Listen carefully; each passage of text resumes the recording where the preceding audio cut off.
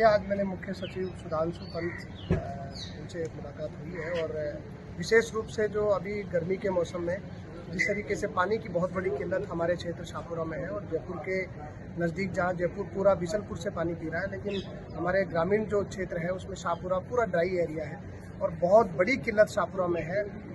Light का भी जो बिजली का इशू है, गाँव में जो हालत है वो शाम को 7 से लेकर के रात को 12-1 बजे तक लाइट बिल्कुल नहीं है और इतनी गर्मी इस बार पहले 50 डिग्री तक तापमान जा रहा है। तो ऐसे हालात बने हुए हैं कि हमारे जल जीवन मिशन का भी जो सरकार की तरफ से या जो लंबे समय से काम केंद्र और राज्य सरकार मिलकर के जो कर रही है, लेकिन हमारे वहाँ ज़मीन पर जल जीवन मिशन बिल्कुल शून्य है। और जिस तरीके से पानी की किल्लत है, क्योंकि ज़मीन में अगर पानी होगा तो हम जनता को पिला पाएंगे और भले ही वो हमारा किसान हो, भले ही वो हमारे ग्रामीण परिवेश के लोग हो, सब लोगों को पानी की बहुत बड़ी किल्लत का सामना करना पड़ रहा है। और मुझे बड़े दुख के साथ कहना पड़ रहा है कि हम जनप्रतिनिधि होते हुए भी, मैं वहाँ से विधायक हूँ और ऐतिहासिक मतों से मेरी जनता ने मुझे मत देकर के विधानसभा में भेजा है, लेकिन जिस तरीके से हम बेबस होकर के आज सरकार से गुहार लगा रहे हैं कि सरकार कोई ना कोई प्रबंध करे।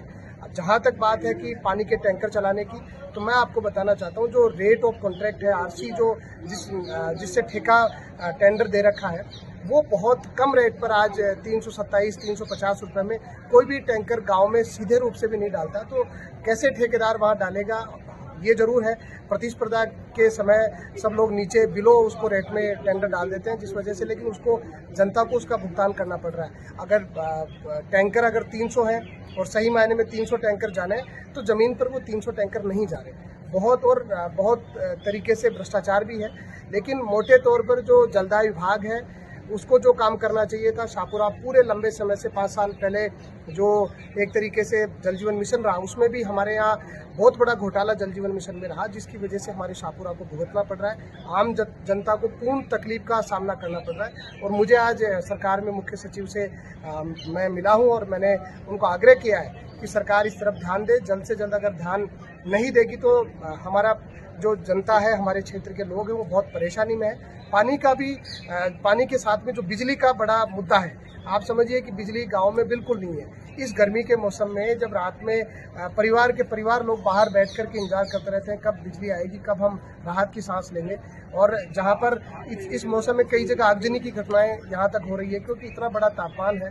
तो बढ़े हुए तापमान के हिसाब से मुझे लग रहा है कि सरकार कोई ठोस कदम नहीं उठा रही है। सरकार को जल्द से जल्द इस पर ध्यान देना चाहिए। और जहां तक बात है ERCP का भी जो एक मुद्दा लंबे समय से चल रहा है, मुझे लग रहा है कि ERCP के काम में बहुत तेजी होनी चाहिए। जो जनता को जल मिलना चाहिए, हमारे शाहपुरा में भी वो पानी आए, उसको लेकर के भी हमारी बहुत बड़ी डिमांड है। हमारे बांधों को भी अब तक सरकार ने उसमें DPR में जोड़ा नहीं है, वो भी जोड़ा जाए ताकि हमारे क्षेत्र में आने वाले समय में जो पानी है वो भी नहर का पानी भी आ पाएगा। लेकिन आज जो मुद्दा है, ये गर्मी का 10-15-20 दिन का जो और ज़्यादा समय जिस तरीके से तापमान चल रहा है, ऐसे समय में सरकार से हमारा आग्रह है कि सरकार प्रशासन ध्यान दे और जनता की तकलीफ को समझ करके पानी और बिजली के संकट से उनको निजात दिलाए। धन्यवाद।